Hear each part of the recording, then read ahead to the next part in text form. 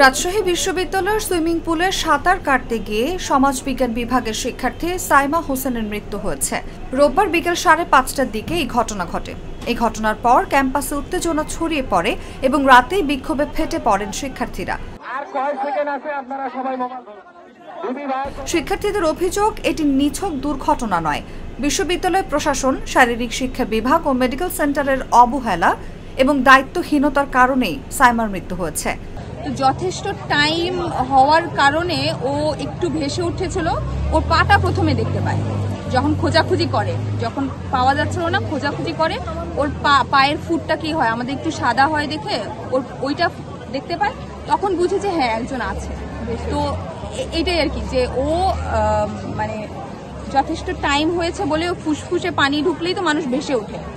হ্যাঁ, এই জন্য আর কি আমরা এটা গেস করছি যে ও বেশ অনেকক্ষণ ধরে পানির নিচে ছিল।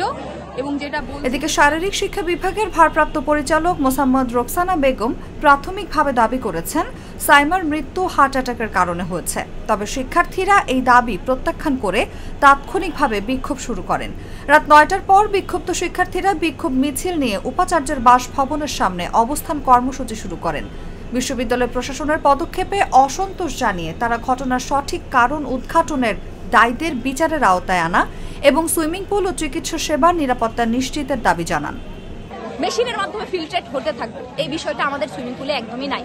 পানি বন্দি রাখলে 7 দিনে সেখানে শ্যাওলা ব্যাঙের বাসা হয়ে যায়, এই বিষয়। তারপরে মেডিকেলের তো কথা বললামই না, মেডিকেলে যখন নিয়ে গেছে তাকে, ওখানে হাইস্ট হলে 1.5 মিনিটের মতো রাখছে, ওখানে ওরা কোনো কিছু বলেইনি যে বেঁচে আছে কি মারা গেছে কিংবা কি করবে।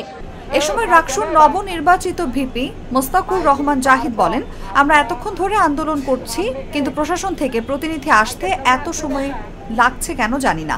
প্রশাসন মনে করে ওরা আন্দোলন করুক, তারপর যখন ক্লান্ত হয়ে যাবে তখন আমরা যাব।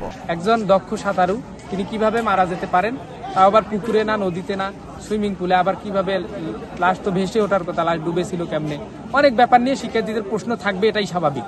কিন্তু যারা এখানে দায়িত্বে ছিল তারা এসে যখন ব্যাপারটা ক্লিয়ার করতেছে না, তখন আরো ধোঁয়াশার সৃষ্টি হয়েছে, ক্ষোভের সৃষ্টি হয়েছে, এখানে আন্দোলন জমে উঠেছে। আপনারা দেখেছেন সেই আন্দোলনের সার্বিক ব্যাপার আপনারা জানেন।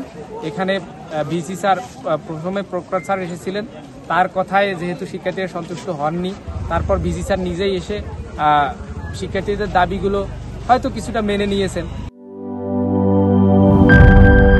বিজলি কেবলস যে কোনো স্থাপনার বৈদ্যুতিক সংযোগকে রাখে নিরাপদ, কারণ এর স্কিন কোটেড ইনসুলেশন সম্পূর্ণ ফায়ার রিটার্ডেন্ট আর সেলফ এক্সটিংগুইশিং। তাই বিজলি কেবলস নিজেই নিজেকে নেভায়। বিজলি কেবল, নিরাপদ আজীবন।